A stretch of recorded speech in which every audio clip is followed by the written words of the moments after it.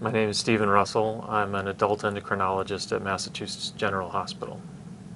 I'm Ed Damiano. I'm an associate professor of biomedical engineering at Boston University. So we've just completed a study in 20 adults and another study in 32 adolescents. These were outpatient studies. They were designed to put an absolute minimum on the interruptions or the restrictions we made on people's daily activities, but at the same time be able to monitor them closely for safety and for high density data collection.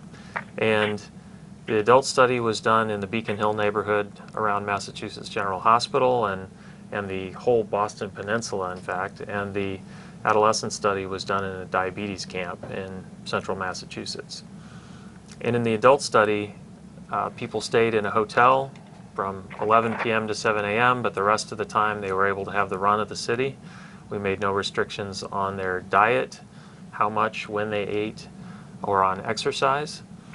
And then we compared that to a similar 5-day period when they were at home managing their own diabetes with an insulin pump.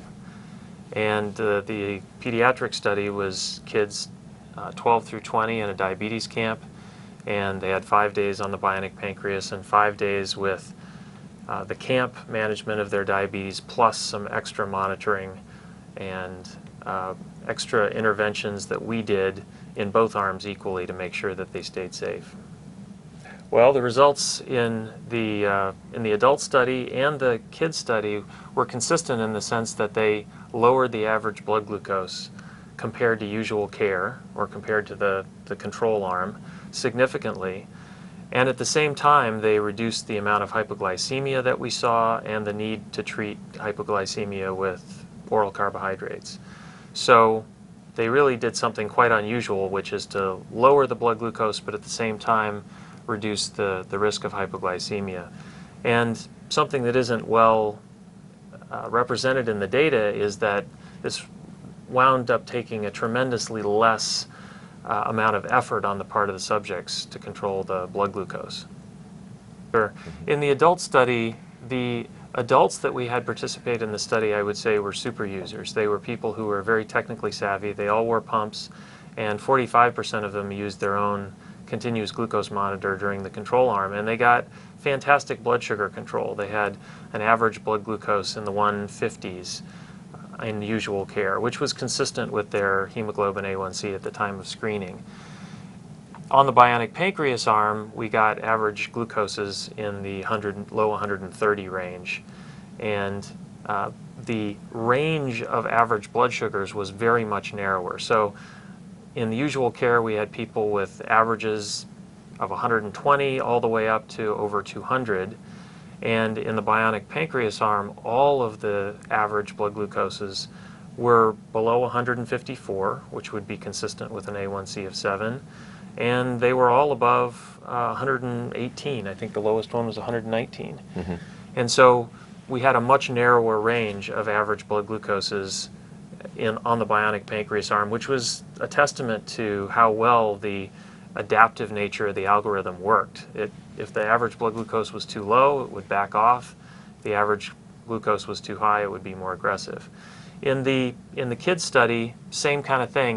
We even had a wider range. We had average blood glucoses in the control arm of anywhere from 90 all the way up into the high 200s. And again, they all were brought into a very, very tight range on the bionic pancreas arm.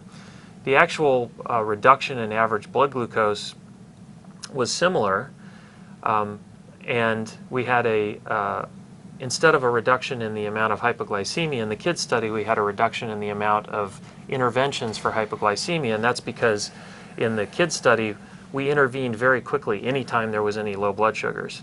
So we had very little hypoglycemia in both arms of the study, but we had less need to intervene. In fact, half the need to intervene in the bionic pancreas arm. And all these differences I'm describing for you are highly statistically significant. So in these studies, we have a couple of things going on. We have a insulin control algorithm that is constantly adapting to the needs, the insulin needs of each subject. So it sort of customizes itself to the person's individual insulin requirements, and it does it continuously online. So really every 5 minutes the device makes a new dosing decision. It makes 288 decisions every day, and it's constantly using that information to sort of update its assessment of how much insulin that person needs step by step.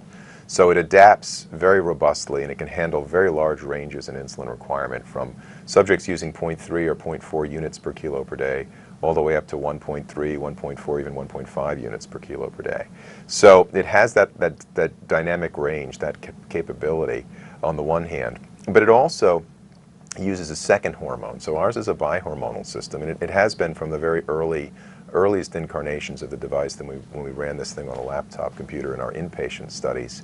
But we've now built it out on a platform that uses two insulin pumps. One is delivering insulin, and the other is delivering glucagon. And we have a separate control algorithm that regulates glucagon administration. And now the device is giving very, very small doses of glucagon relative to what the therapeutic dose is today. So a rescue dose would be something on the order of 1 milligram, between 0.5 and 1 milligrams in an acute emergency situation where someone's having a severe hypoglycemia. What we've done is built a system that meters out the glucagon in a preemptive way, trying to prevent hypoglycemia and to sort of replace that missing counter-regulatory capability of the pancreas that people with type 1 diabetes are lacking. So we're actually offering a dual hormone replacement therapy in type 1 diabetes.